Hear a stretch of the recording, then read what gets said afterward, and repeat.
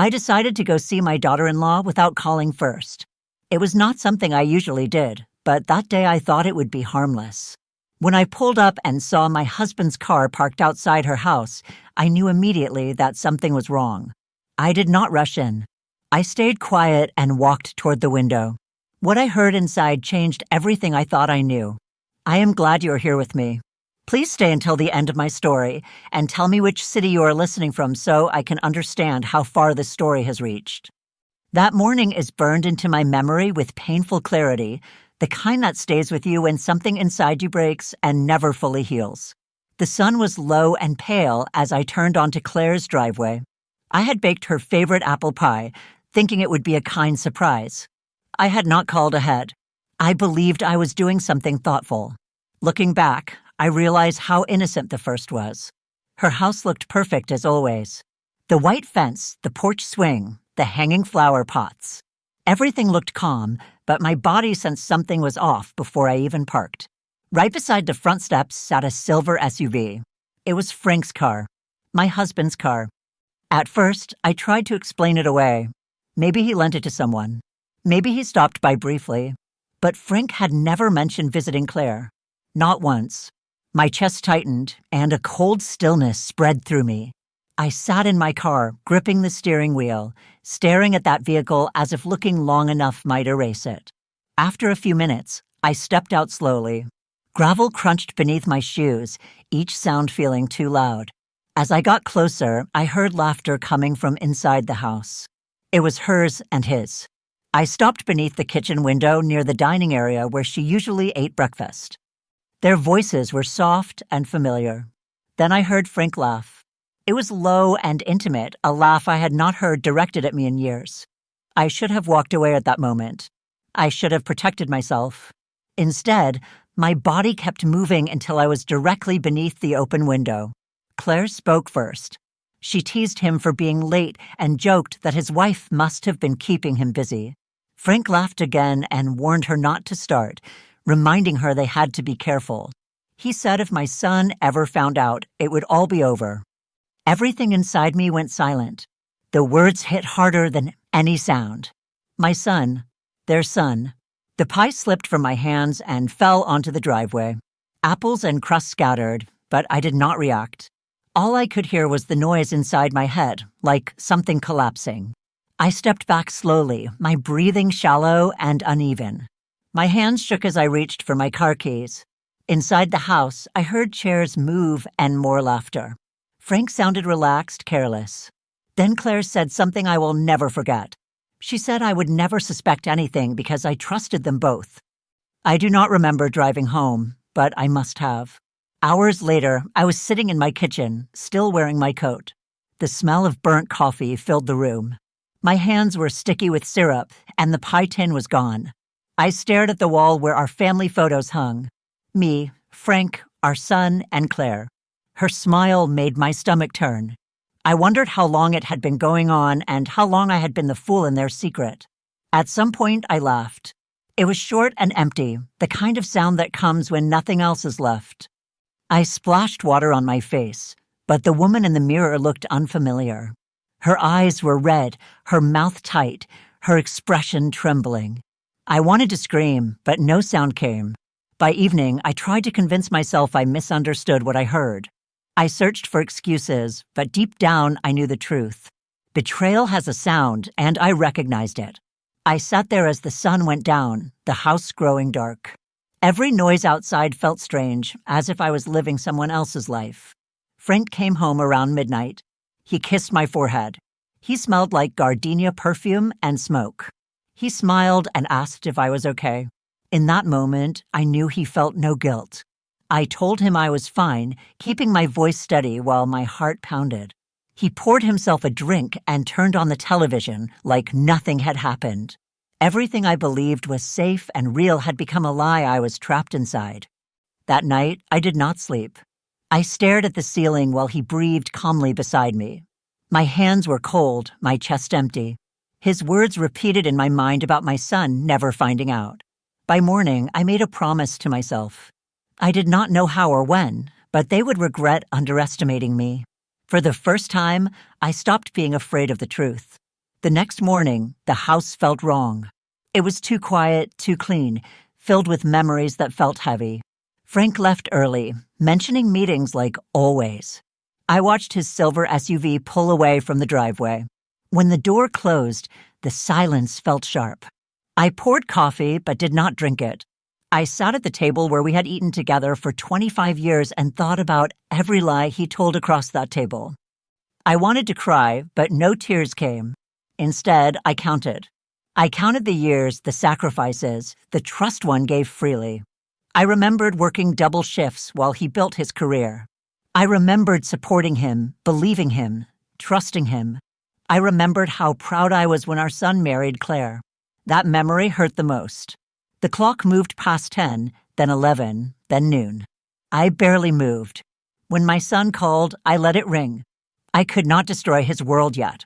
Later, I walked through the house touching everything. Nothing felt like it belonged to me anymore. Standing in the bedroom, something inside me changed. Frank had built his life on my trust. Claire had used my kindness. They thought my silence meant weakness. I sat at my desk and opened a notebook.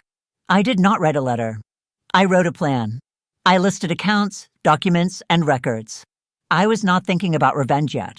I was thinking about survival. By evening, anger settled in, calm and steady. When Frank came home, I watched him carefully. He kissed my cheek, distracted. I did not react. When he asked about my day, I said it was long. He laughed, unaware. That night, I did not sleep. I sat by the window watching car lights pass. My thoughts were clear. If I confronted them now, they would deny everything and twist the truth. This time, I would be ready. I knew Frank well. He had always been skilled at twisting situations to his advantage. And Claire knew exactly how to present herself as innocent, as if she were the one being wronged. I understood immediately that acting on emotion would only help them. Not yet. I needed evidence. I needed to think more clearly than both of them. Sometime around 3 a.m, I closed my notebook. The first version of my plan was finished. It was rough and incomplete, but it existed. That alone gave me something solid to hold on to, something beyond the pain. I looked around the room at the photos, the furniture, the life I once believed in. Everything felt smaller now, less valuable. I spoke quietly into the empty room, asking if they truly thought I would stay silent. It did not feel like a threat. It felt like a commitment. When morning arrived, I made fresh coffee, took a shower, got dressed, and applied makeup for the first time in weeks. I studied myself in the mirror again. I still looked exhausted, but there was something different in my eyes. Focus. I did not know exactly where this path would lead, but I knew I would not allow them to walk away without consequences. Frank believed he was clever. Claire believed she was protected. I was finished being the woman they could deceive. I scheduled my first meeting with a lawyer 2 days later. His office was located in the older part of town, the kind of place that still smelled like paper and polished wood. I sat in the waiting room with my hands folded in my lap, pretending to read a magazine I could not focus on. My heart was pounding, but my face remained calm. When my name was called, I stood slowly, like someone stepping into something unavoidable. The lawyer's name was Michael. He was in his late 40s, with kind eyes and a patient manner. He listened without interrupting as I spoke, first carefully, then all at once. I did not tell him everything. Not yet. I talked about the marriage, the years together, the growing distance, and the silence between us. I told him I wanted to file for divorce. He nodded and asked one question that landed heavily. Was there someone else? I paused before answering yes. He did not ask for details. Instead, he began explaining property division, financial accounts, and legal rights. His words were practical and emotionless. They should have reassured me, but they did not. I realized how little I actually knew about our finances. Frank had always handled them, and I had trusted him fully. That trust now felt like another betrayal. Michael asked for bank statements, deeds, and tax records. I told him I would locate them. When I left his office, I felt both relieved and unsettled. The first step was taken, but nothing felt secure anymore. On the drive home, I noticed how tightly I was gripping the steering wheel. A wave of fear passed through me. What if he had hidden everything? What if he had already moved the money? What if I ended up with nothing? For a moment, doubt crept in, telling me I was too old, too tired, too late. Then something else surfaced. A stubborn resolve I did not know I still had. As soon as I got home, I went to Frank's study. The door was locked, as it always was. He claimed it was only work-related, but he had never trusted me with access. That night, after he fell asleep, I used the spare key I had hidden behind a hallway photo frame. It still worked. Inside, the room smelled of cologne and expensive alcohol. His desk was spotless, almost unnaturally so. I turned on the lamp and began searching through folders, contracts, and receipts. I did not know what I was looking for until I found it. It was a printed email exchange between Frank and Claire. At first glance, it appeared professional. Then one sentence stood out. The transfer needs to go through by the end of the quarter, or your husband will notice. Your husband. My son. My mouth went dry. I reread the line repeatedly until the words blurred. This was more than an affair. They were moving money. My son's money. At that moment, fear gave way to something sharper. Purpose. Over the next several days, I gathered everything I could without drawing attention. I photographed documents, copied emails, saved screenshots, and stored them on a hidden drive.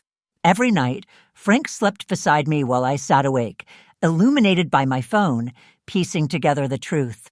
With each discovery, I felt calmer and more controlled. It was unsettling how quickly pain could turn into focus. A week later, Michael called. He told me he had reviewed the documents and believed Frank's business may have been used to move personal assets. If it could be proven, I would be entitled to a much larger settlement. I thanked him, but my thoughts were already moving ahead. This was no longer just about money. It was about exposing the truth. That evening, Frank noticed a change. He paused during dinner and asked why I had been so quiet. I told him everything was fine. He studied me closely and asked if I had been meeting someone. I told him not to worry, that I was not the one hiding anything. He laughed awkwardly, but I saw it. Suspicion. He knew something was different. The next morning, he left his phone on the counter while stepping outside for a call. A message preview appeared on the screen. It warned him to be careful and said I was acting strange. It was from Claire.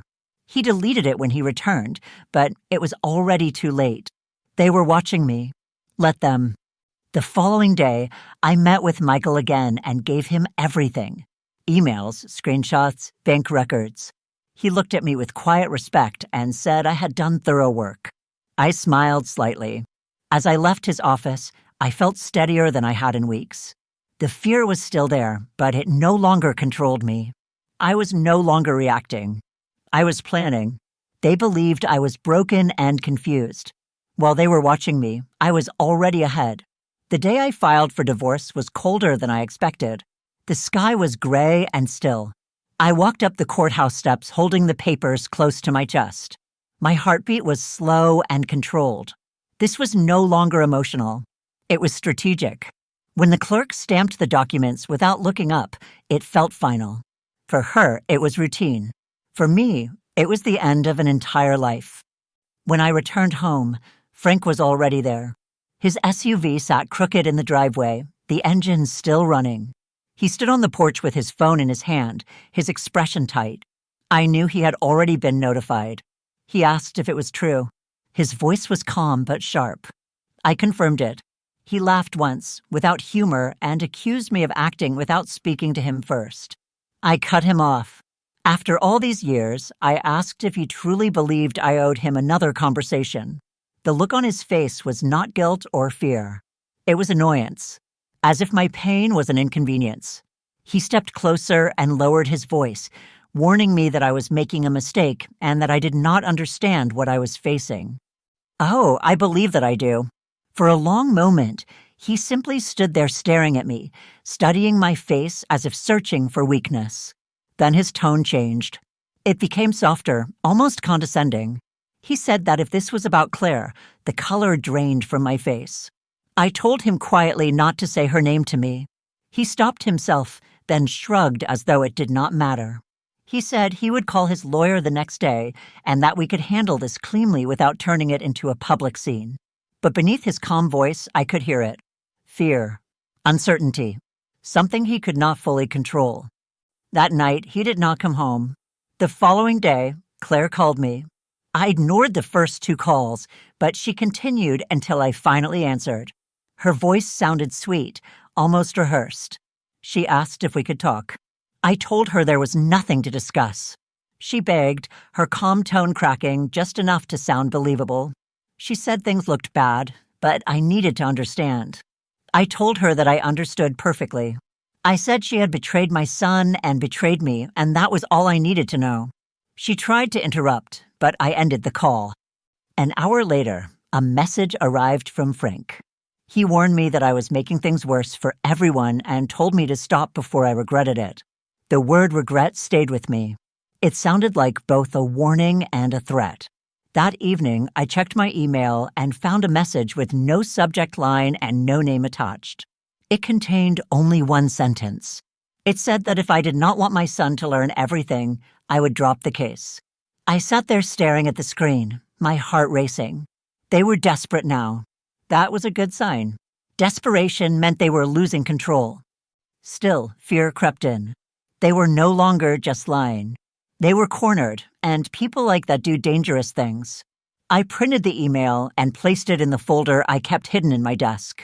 Every message, every threat mattered. The next morning, I went back to Michael. When he read the email, his expression tightened. He asked if I thought it came from Frank or from Claire. I told him I was certain it came from one of them. He told me to save everything and said it would be useful. For the first time, I felt supported. That feeling did not last. 2 nights later, they showed up together. I was in the kitchen when I heard the knock. When I opened the door, they stood side by side. Frank looked polished and controlled. Claire stood close to him, wearing an expression that attempted remorse and failed. Frank said they only wanted to talk. I told him I was not interested. Claire stepped forward, her voice shaking in a way that sounded practiced.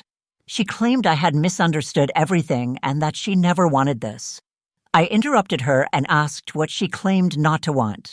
My husband, my family, or the money she thought she could take. For a brief moment, her expression hardened and the act slipped. Frank raised his hand and told us to stop. He said they were not there to fight. He lowered his voice and warned me that making this public would not end well for anyone, especially for me. I told him quietly that I was aware. Something cold passed through his eyes. He told me I was not protected and reminded me that I had lived on his money for decades. He said I would not survive on my own. I told him to watch me. No one moved for a long moment. Then Claire touched his arm and told him it was time to leave. As they walked away, Claire looked back at me with an expression full of anger and hatred. They would return. I was certain of it. That night, I barely slept. Every sound in the house made me tense. But beneath the fear, something else began to grow. Determination. They had tried to scare me. Instead, they revealed how frightened they were. For the first time since that morning by the window, I felt control returning. It was small, but it was real. In the morning, I called Michael and told him to proceed without delay. He agreed without hesitation. After the call, I stepped onto the porch. The air was cold and clear. I could still smell the faint trace of their perfume mixed with whiskey. This time, it did not hurt. It almost felt satisfying. They could threaten me all they wanted. They had started this. I would end it. The call came 3 days later. This time, it was not aggressive. It was gentle. Frank's name appeared on my phone. I considered ignoring it, then decided to answer. His voice sounded warm and familiar, the same tone he used when persuading clients. He said he had been thinking about us. I remained silent. He admitted he had made serious mistakes, but suggested we did not need to destroy each other. He spoke about everything we had built together. I heard the sound of glass in the background. He invited me to dinner and said we could talk. I told him that the opportunity to talk ended the moment he betrayed me with my son's wife. He inhaled sharply and claimed I did not know the whole story. He said Claire was confused and that it was not what I believed. I asked him to explain. He hesitated and said it was complicated. That was all he could offer. I told him dinner would change nothing and that we were finished. When the call ended, my hands were steady. His voice no longer affected me. That evening, I poured myself a glass of wine and watched the sunset. I thought about the years I had spent waiting, excusing, shrinking myself to keep peace. That time was over. The next morning, a letter arrived without a return address. I recognized the handwriting immediately. Claire wrote that she could not sleep knowing the pain she caused and asked to meet. I read it twice and placed it in the drawer with everything else. That afternoon, she arrived anyway. I saw her through the window, standing on the porch, holding herself as a fragile. I let her knock several times before opening the door. She begged me not to shut her out. I told her again that there was nothing to talk about. Her eyes filled with tears almost instantly. Too fast, too controlled. She said it was not supposed to happen this way. She claimed Frank told her he would end things with me and that I would understand. A cold feeling tightened inside me. End things with me, I repeated slowly. She froze, realizing what she had revealed. Then she quickly recovered, slipping the mask back on. She said she meant that Frank had been confused, that they both had been confused. I answered plainly that confusion seemed to be everywhere lately. She stepped closer and lowered her voice. She warned that if this became public, my son would find out. She asked if I truly wanted that and said it would destroy him and make him hate both of us. That was the truth of her visit. I told her quietly that she was not worried about my son. She was worried about herself. Tears returned, but this time I could see calculation behind them. She begged me to let it go and said we could fix everything and move forward. I looked at her for a long moment and then smiled. It was a small smile, almost gentle, and it surprised even me. I told her she was right. I did not have to do anything. I wanted to. I said I was finished protecting people who did not deserve it. I warned her to stop coming to my house and told her that the next time she knocked, I would not be the one answering. Her jaw tightened and the tears stopped immediately. She hissed that I was not winning and that I would lose everything. I stepped closer and told her softly that I already had, and that was what made me dangerous. She left without another word. After the door closed, I exhaled slowly. The silence felt different this time. It was no longer suffocating. It was calm. That night, I started a new list. Not of losses, but of proof. Bank transfers, dates, timelines. I called an old friend who worked in accounting and asked her to help trace a few transactions. She did not ask questions. She simply said she would help. With every document I collected, I felt lighter. The grief was gone. In its place was focus. I did not feel angry anymore. I felt precise. Frank and Claire stopped contacting me after that. I could sense them pulling back, watching from a distance. I welcomed it. I spent my days organizing records and meeting with lawyers. My evenings were quiet and deliberate. There was a steady rhythm to it. No tears, no shaking, no raised voices. Just the calm work of reclaiming my life one step at a time. One night, sitting at my desk, I realized I was no longer afraid. Not of them, not of the future, not of being alone. They had stripped away every role that once defined me: wife, mother, peacekeeper. In doing so, they had created someone new, someone they could not control. The first person I told was Elaine. We had not spoken in years. Life and distance had taken over. One morning, while sorting paperwork for Michael, I saw her name in my contacts and felt an urge to call her. She answered on the third ring. Her voice was calm and strong. I started crying before I could stop myself. She drove over that afternoon. When I opened the door, she studied me for a long moment and then hugged me. We sat at the kitchen table for hours. I told her everything: the affair, the lies, the money. She listened without interrupting. When I finished, she told me she had been through the same thing 5 years earlier. She said she thought it would destroy her, but it did not. She started again. I asked how. She said the worst part had already happened, and once you survive that, you are free. Her calmness was real, earned through experience. After she left, something shifted inside me. Not anger or revenge, but clarity. The next morning, I woke early. The house was quiet. Sunlight spread across the floor. I made coffee, opened the window, and breathed without pain for the first time in months. I began attending a small women's group Elaine hosted on Saturdays. It was not therapy. It was a space for rebuilding. We sat together, shared stories, and listened.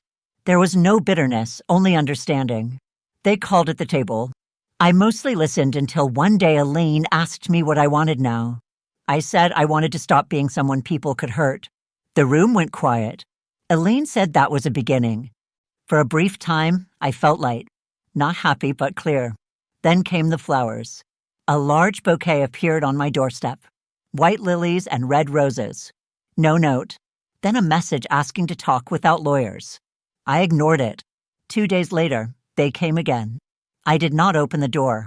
I watched through the curtain as Frank smiled at the doorbell camera. Claire stood beside him wearing sunglasses. Frank spoke loudly about making peace. I stayed silent. Later, my phone rang from an unknown number. A detective introduced himself and said a complaint had been filed accusing me of harassment. I explained calmly and offered my lawyer's information. After the call ended, my hands shook with anger. They had failed to break me emotionally. Now they were trying to damage my name. That night, I went to Elaine's house and told her everything. She listened without interrupting, then said that they were escalating because I had stopped responding the way they expected. She told me that meant I was winning, but warned that I needed to be careful now. She said they would use anything they could to make me appear unstable. I nodded slowly and told her I would give them nothing to work with.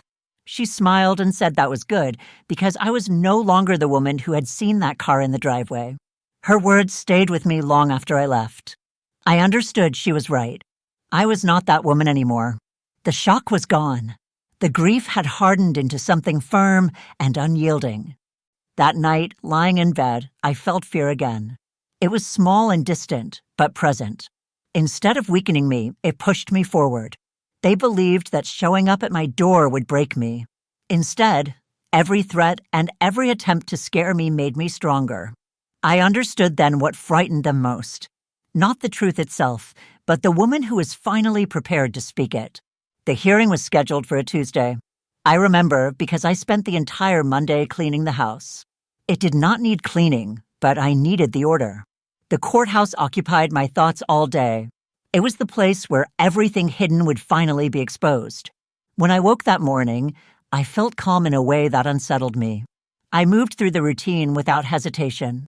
Coffee, shower, clothes, documents in my bag. Before leaving, I looked at myself in the mirror. I noticed lines on my face that felt newly earned, but my eyes were steady. Michael met me at the courthouse steps and asked if I was ready. I told him yes, and for the first time since the morning by Claire's window, I meant it. Inside, the room was cold and brightly lit. Frank was already there, dressed perfectly, wearing an expensive watch, sitting like someone who believed rules existed for his benefit. Claire sat beside him, her appearance flawless, her expression carefully innocent. When she saw me, she smiled politely, the same smile she once wore at family gatherings. I did not respond. The hearing began with routine remarks about property and assets. When Michael stood, the focus shifted. He did not discuss property. He spoke about money transfers, irregular transactions, forged approvals. He said their names. Frank's expression faltered. Michael placed a folder before the judge and explained that it contained bank statements showing funds moved from a joint business account into a private account controlled by Claire Henderson. A quiet reaction spread through the room. Claire covered her mouth and whispered that it was not true. The judge told her to wait. Michael continued, calmly explaining that emails existed showing coordination between Frank and Claire regarding the transfers, along with evidence of a personal relationship. Silence followed. Frank shifted, trying to regain control. He claimed it was all a misunderstanding and said I was under stress. I spoke then, clearly and firmly, saying that the stress came from discovering my husband had slept with my son's wife and taken money from his own child. The judge called for order, but the damage was already done. Frank's composure cracked. Claire turned on him, whispering angrily that he had promised I would never find out. Frank snapped back at her to be quiet. She accused him of instructing her to move the money. The judge struck the bench and demanded silence. The room went still, but everything had already been said. Michael leaned toward me and said quietly that it was enough. For the rest of the hearing, they struggled. Frank moved from charm to denial to anger. Claire cried, accused, and eventually broke down completely. I stayed silent. The facts spoke for me. When the judge adjourned, he said the evidence would be reviewed, but his tone suggested the outcome was clear. Outside, the air felt sharp and bright. Frank followed me, his face pale. He accused me of humiliating him and warned that our son would hate me. I told him calmly that our son would hate him for forcing me into this position. For a moment, he looked as if he might strike me, then laughed weakly. He said I had always been colder than I appeared. I told him he had taught me. He walked away toward the car where Claire waited, her hands shaking as she lit a cigarette. I stood watching them leave. I felt no victory and no relief. Only quiet. Michael joined me and said I had done well. I told him I had not done anything. They had. That evening, I made tea and sat by the same window where everything had begun. The phone rang, but I did not answer. Outside, the light faded. My reflection looked unfamiliar. Stronger, quieter, still alive. It took 3 weeks for the judgment to be finalized. 3 weeks of waiting, paperwork, signatures, and questions. Every morning, I woke before sunrise, made coffee, and watched the gray light appear. Each morning, I told myself not to look back. When the letter arrived, it was thin. Plain language. The court ruled in my favor. Assets divided. Accounts frozen. Claire removed from all records. Frank ordered to repay misused funds. I read it 3 times. Winning did not feel the way I expected. It was not loud or joyful. It was heavy and quiet. That night, I sat outside with a glass of wine. The air smelled of rain. A train passed somewhere in the distance. Life continued. The phone rang repeatedly. I did not answer. The next morning, the headlines appeared. A local business scandal. Their names printed clearly. Frank and Claire photographed avoiding cameras. The company announced Frank's resignation. Lawyers closed in. Friends disappeared. Neighbors avoided them. I thought I would feel satisfaction. Maybe I did feel satisfaction, but it was not the sharp or vengeful feeling I once imagined. It was quieter and steadier. It felt like justice had finally arrived, even if it came late. Still, there were moments that caught me off guard. Ordinary moments. I would find Frank's handwriting on an old grocery list or see his coffee mug still sitting on the shelf. Those memories did not disappear just because a judge signed papers.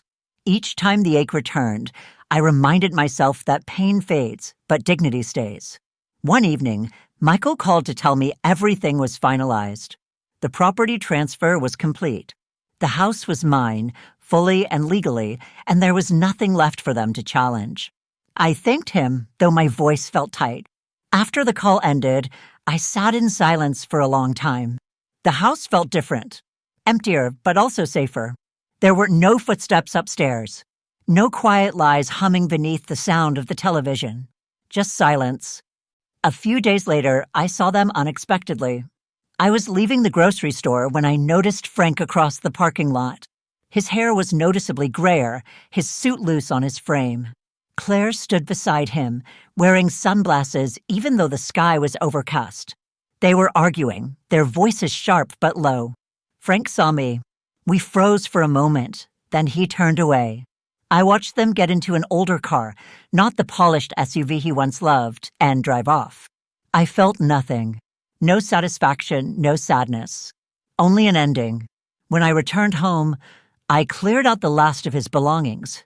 Every tie, every photograph, every reminder of the life we once shared. I boxed everything and placed it by the curb. The garbage truck arrived the next morning and carried it away. The house felt lighter without him, more open. A few days later, my son called again. This time I answered. He did not ask for explanations. He already knew. The documents and news stories had told him enough. His voice was quiet and hurt. He said he did not know what to say.